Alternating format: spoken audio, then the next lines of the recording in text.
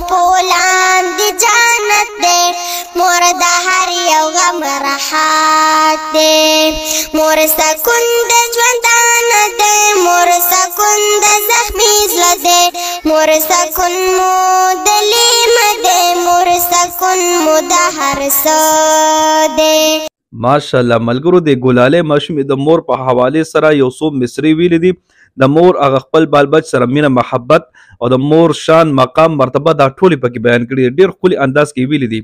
زه تاسو سره دا ویډیو پلی کوم خو د ویډیو پلی کولو نه مخکې زموږ عزتمندو په دې دعا باندې امین ضرور ووایئ د چا چې هم مور پلار ژوندي دي الله رب العزت د هغې په ژوند کې برکت واچوي په عمر کې د الله تعالی د هغې برکت واچوي او الله رب العزت د هغې بیمارو نه مشکلاتو مصیبتونو نه محفوظ وساتي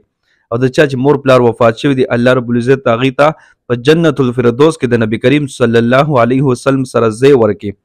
راځئ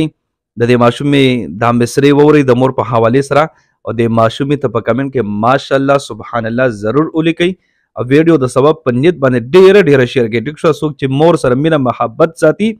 دا ویډیو ډیره هغه شیر کړئ ټیک شوه راځئ دا ویډیو وګورئ جی مور اسمان د لور نعمت دی د مور خپلان دی جنت دی مور د هر یو غم راحت دی مور سکون د ژوندان دی مور سکون د زخمی زړه دی مور سکون مو د لیم دی مور سکون مو د هر څه دی بېله مور مور قیامت دی د مور خپلان دی جنت دی مور د هر یو غم راحت دی مور د ستړي زړه سکون دی بېله مور څه ژوندون دی مور رڼا ده مور بدلون دی مور د هر سکون لټون دی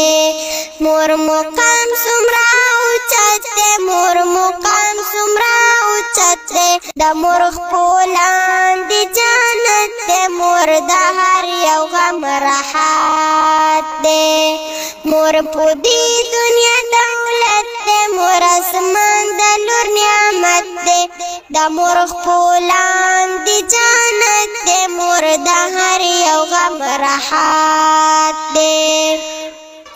مور د هر مرض علاج دی مور په ټوله دنیا راج دی مور ته هر سړی محتاج دی که په سر یې د سرو تاج دی مور سپېڅلی لوی قوت دی مور سپېڅلی لوی قوت دی د مور خپلان دی جنت دی مور د هر یو غم راحت دی بېله مور ژوندون اور دی همدا زړه حالات مې نور دی مور د هر زخم ټکور دی بېله موره کور مې ګور دی مور جنون د شجاعت دی مور جنون د شجاعت دی د مور خپلان دی جنت دی